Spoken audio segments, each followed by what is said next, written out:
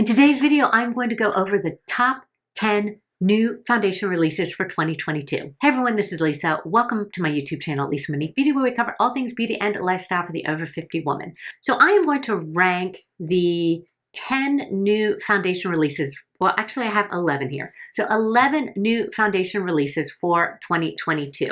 And I have both light to full coverage. I have drugstore to luxury, ranging from $10 to $70. So I've got a lot of different products here, and I will say, I think half of them are exactly the same. What really differentiates them is price and maybe finding the right shade.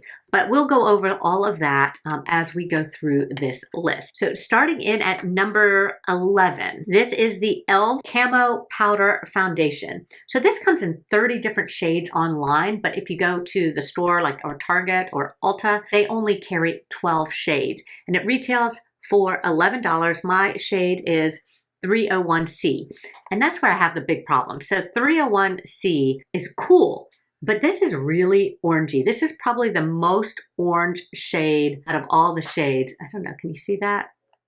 It is really orangey, and when you put it on, it goes on very blotchy, and where you first touch it on your face, you cannot blend it in. It just stays really dark, and you can try and make everything else as dark, and it was just piling it on heavier and heavier. It's very powdery looking, very matte. So maybe if you have oily skin, but even then, I just feel like it would attach to the oilier parts of your face. And I just don't see it being really good for anyone. Even I tried using a soft brush to try and get a light coverage, you know, like I would do with a finishing powder. And it still was just blotchy and it just did not blend out. So I would say save your money on the on the Camo Powder Foundation. Okay, coming in at number 10 is the L'Oreal Age Perfect 4-in-1 Tinted Balm. Now this comes in 8 shades, retails for $12.99, and my shade is medium, 10 medium. And maybe the 20 light medium might have been a little bit better for me. This is a little bit orangey also. And when I put it on with just one coat, I mean, it almost didn't look like anything. It was just like I moisturized my skin. And then I went in with a second coat and it got too orangey for me. It did build up. So I definitely can say this is buildable, but I really just didn't see much of a use for this initially because it says your 1, skin looks firmer. So it's got the skincare. 2, it smooths the lines. 3, it conceals imperfections. And 4, it evens the tones. So I guess, again, you could put on 2 coats, it can even the tone, and then you might be able to run an errand or something like that. Overall, because these other foundations just provide a little bit more coverage, I actually see a purpose for them. This one just became a little bit harder for me to figure out where to use it. And I will say, you know, out of the next 10, I mean, the only one I really did like was the e.l.f. Powder Foundation. I am actually wearing it today as a primer underneath another foundation that I'm just getting ready to talk about. So, and I think it works a little bit better as a primer for me. So that's how I'm going to use it. I'm going to use it as a kind of a moisturizing primer that has a little bit of a skin tint to it. But if you really just needed a light coverage, I probably would just go with one of the tinted moisturizers out there. That's kind of the way I feel because you could probably get a better shade match. Number 9 is the Makeup Forever HD Skin.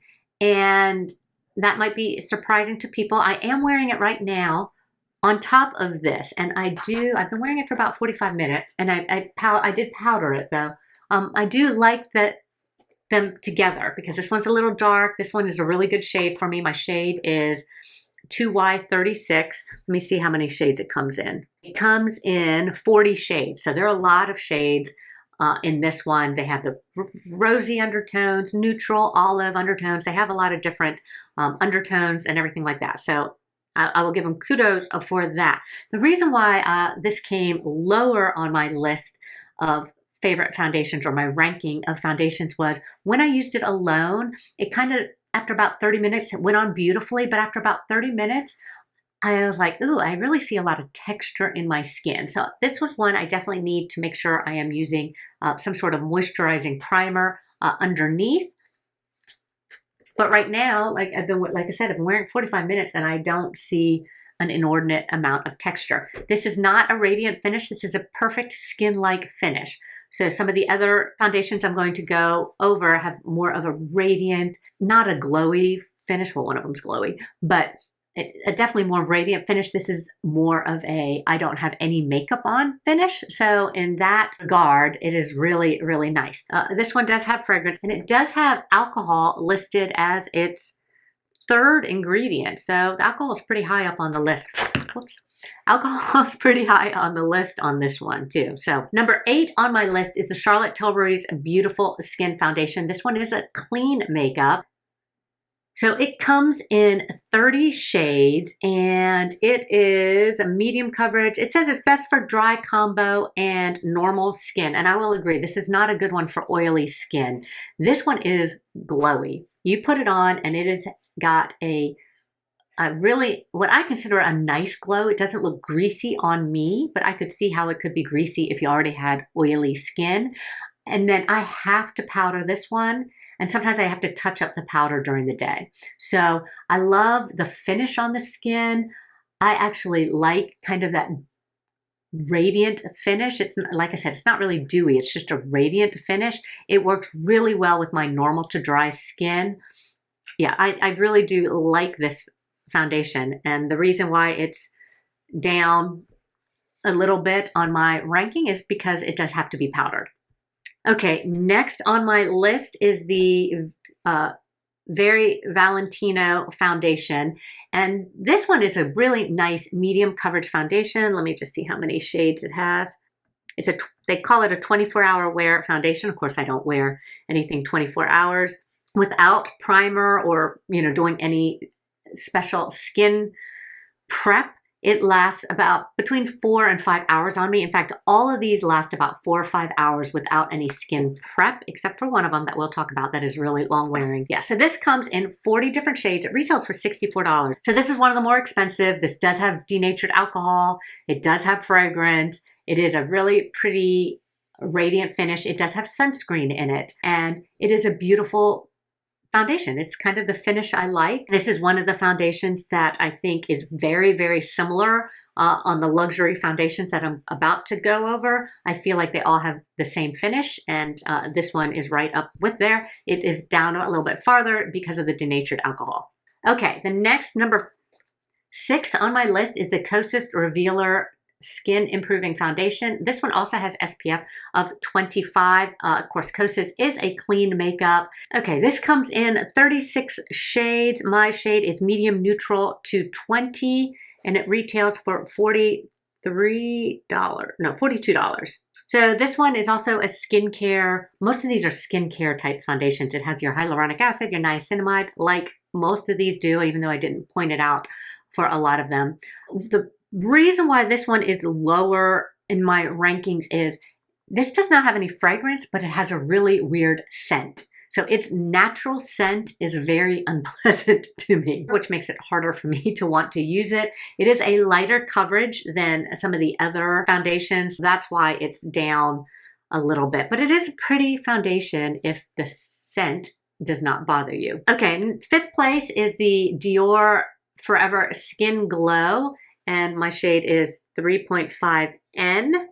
This one comes in 42 shades. Oh, this one does have an SPF also of 15. And the shade, like I said, I had is 3.5N. It is a little dark for me right now, but I could just put a drop of a white shade adjuster in it and it's perfect. And I'm sure in just a couple of weeks, it's going to be the perfect shade for me. It also has that radiant finish. It does have a fragrance. Let me see if it has any alcohol in it. I didn't look up specifically. Yeah, this one also has alcohol listed in it and is a second ingredient. Again, alcohol and fragrance. I guess all of these, they're just very similar to me. They're almost like identical foundations. When I've been testing them and I've been putting them on as a split face, I could not tell which foundation was which foundation. Again, if you're avoiding alcohol, these luxury foundations, which luxury foundations typically have fragrance, and it looks like they also have the alcohol. All right, so next, the 4th place is the Nars Light Reflecting Foundation. My shade is Valencia, M5 Valencia, And let's see. So this one comes in 36 shades. This is a really good shade for me. It retails for $49. Again, the medium coverage. They say this one's a natural finish, so whereas these are radiant, this one's supposed to be a natural finish. To me, it looked very, very, very similar. Let's check out the ingredient list. Okay, I do not see alcohol or fragrance in the Nars. So out of the luxury foundations, this one, if you like to avoid the fragrance and alcohol, this is the one you're going to want. Having known that, I might have put it up a little bit higher, but I really do like the finish, the feel of my number one just a little bit better. But I think it probably isn't as nice as this one if you're, again, trying to avoid alcohol and fragrance. Really nice coverage. Okay, number 3 is going to surprise you. We're going to kind of shift in the, these are all exactly the same in my mind on my skin foundations.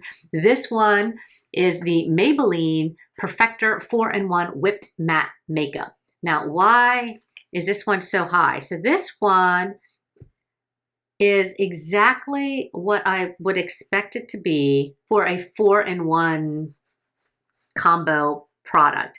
So it is supposed to be a primer, concealer, powder, and BB cream. So it is definitely a matte finish, but not a dry matte. It's really pretty.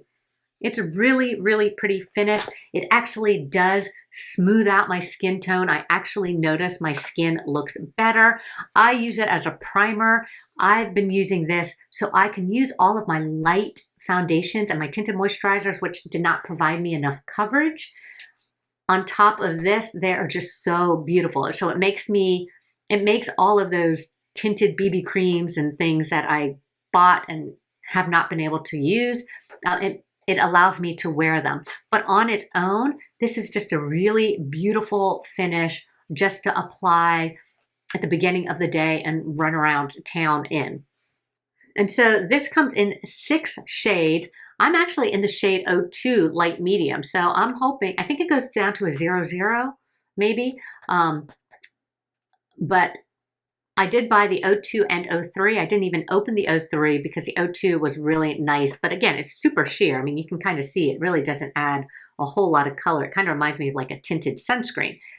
And that leads me into the very next thing. This reminds me so much of the Cotz Prime and Protect Sheer Matte Tinted Sunscreen, which I love. When I first started my channel, it was like my favorite primer slash sunscreen because it has the exact same finish, but it has an SPF of 40. And I do have it, I have it in Florida, so not here, but put the picture. The Cotz does retail for $27. Again, it's an SPF 40. So if you're just going to wear this for the matte finish and run around town, I would get the one with sunscreen and like kill 2 birds with 1 stone. But as far as the foundation, it is up on my number 3 because it's something that I'm using frequently. I definitely think it is worth the money. How much did I pay for it? The $12.74 that I paid for it. So I really do like this. It has a use in my foundation slash primer repertoire. Okay, my number 2 is the only full coverage foundation, and it is the Maybelline Superstay Activewear Foundation. So this one, just like all of my other full coverage foundations, is a little bit heavier, so I do have to use a little moisturizer, make sure that my skin is freshly moisturized before I put this on, just like my Double Wear and some of the other full coverage foundations. This comes in 24 shades. My shade is 310 Sun Beige. It retails for $12.99. Yeah, this is a really good shade for me. This is the only one that I just put on my moisturizer, applied this foundation, and I got 8-hour wear out of it, easy. And my skin looks so good. I did their concealer too. The concealer is really long lasting too. So I applied them, and then after dinner, I was like, wow, I still can tell I have foundation on. It's still beautiful. It's still a really nice finish. So I really have a use for this foundation in my foundation collection, and I really loved the coverage and the finish. It is a little bit drier though. So just note that if you have dry skin, you want to make sure that your skin is well prepped with your skincare. And my number 1, which is surprising because I just thought this was good, but I found that this is the one that I reach for every day, more often than any other. And this is the #1 de Chanel Revitalizing Foundation. It comes in 20 shades. It is exclusive to Ulta. You're not going to find this at the Chanel counter in a department store. This is exclusive to Ulta. When you go to the Ulta website, if you're looking at the Ulta website though, they have an older foundation and all of the Chanel says new, not meaning it's the new foundation, but just meaning it's new to Ulta. So this is the new foundation from Chanel, and it's the #1 Revitalizing. It retails $70. It's also the most expensive. It does have a fragrance. It does not have alcohol, so it just has fragrance. So good. I can feel good about keeping it at my #1 because I don't need to avoid fragrance. My skin is not sensitive to fragrance and products.